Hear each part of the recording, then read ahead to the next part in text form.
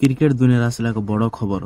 ଅଳ୍ପ କିଛି ଦିନ ମଧ୍ୟରେ ଆଇପିଏଲ୍ ତଥା ଇଣ୍ଡିଆନ୍ ପ୍ରିମିୟର ଲିଗ୍ 2024 17ତମ ସଂସ୍କରଣ ଭାରତୀୟ ମାଟିରେ ଆରମ୍ଭ ହେଉଥିବା ବେଳେ ଅନ୍ୟପଟେ ଆଇପିଏଲ୍ ଇତିହାସରେ ସବୁଠାରୁ ସଫଳ ଟିମ୍ ମୁମ୍ବାଇ ଇଣ୍ଡିଆନ୍ସ ଷ୍ଟାର ଖେଳାଳି ସୂର୍ଯ୍ୟକୁମାରଙ୍କୁ ନେଇ ଆସିଛି ଏକ ବଡ଼ ଖବର। ଆଇପିଏଲ୍ ଆରମ୍ଭ ହେବା ପୂର୍ବରୁ ସବୁ ଟିମ୍ ନିଜ ନିଜ ସ୍ଥାନରେ ପହଞ୍ଚି ନିଜର ଅଭ୍ୟାସ ଜାରି ରଖିଥିବା ବେଳେ ଗତକାଲି ମୁମ୍ବାଇ ଇଣ୍ଡିଆନ୍ସ ଏକ ୱାର୍ମ-ଅପ୍ ମ୍ୟାଚ୍ ଖେଳିଥିଲା। ଏହି ମ୍ୟାଚରେ middle order batsman Suryakumar Yadav ଛକା ଚୌକାର ବର୍ଷା କରି ଏକ ବିସ୍ଫୋରକ ଶତକ ଇନିଂସ ଖେଳିଥିବା ବେଳେ ସମସ୍ତ ଟିମ୍ ଆଶ୍ଚର୍ଯ୍ୟଚକିତ ପଡ଼ିଥିଲେ। ଏହି ମ୍ୟାଚରେ ସୂର୍ଯ୍ୟକୁମାରଙ୍କ ବ୍ୟତୀତ ଯଶପ୍ରୀତ ବୁମରା ମଧ୍ୟ 3ଟି ୱିକେଟ୍ ଅକ୍ତିଆର କରିଥିବା ବେଳେ ଚାଲନ୍ତୁ ଜାଣିବା ଏହି ମ୍ୟାଚରେ ଘଟିଥିବା ସମ୍ପୂର୍ଣ୍ଣ ଖବର ବିଷୟରେ। ସୂଚନା ଅନୁଯାୟୀ ମୁମ୍ବାଇ ଏ ଟିମ୍ ପ୍ରଥମ ଇନିଂସରେ ବ୍ୟାଟିଂ କରିବାକୁ ମଇଦାନକୁ ବୁଲିଥିବା ବେଳେ ଇନିଂସର ତୃତୀୟ ଓଭର ଇଶାନ କିଶାନ ମାତ୍ର 19 ରନ୍ କରି ଆଉଟ୍ ହୋଇଥିବା ବେଳେ 3 ନମ୍ବର ବ୍ୟାଟିଂ କରିବାକୁ ଆସିଥିଲେ ସୂର୍ଯ୍ୟକୁମାର ଯାଦବ। ସୂର୍ଯ୍ୟକୁମାର ଏହି ଇନିଂସରେ ମାତ୍ର 48ଟା ବଲ୍ ଖେଳି 103 ରନ୍ର ବିସ୍ଫୋରକ ଶତକ ଇନିଂସ ଖେଳି ସୂର୍ଯ୍ୟକୁମାରଙ୍କ ଏହି ଇନିଂସରେ 11ଟି ଛକା ଓ 5ଟି ଚୌକା ମଧ୍ୟ ସାମିଲ ଥିଲେ। ଆଇପିଏଲ୍ ପୂର୍ବରୁ ସୂର୍ଯ୍ୟକୁମାରଙ୍କ ଚମତ୍କାର ବ୍ୟାଟିଂ ପ୍ରଦର୍ଶନ ଦେଖି ସମସ୍ତ ଟିମ୍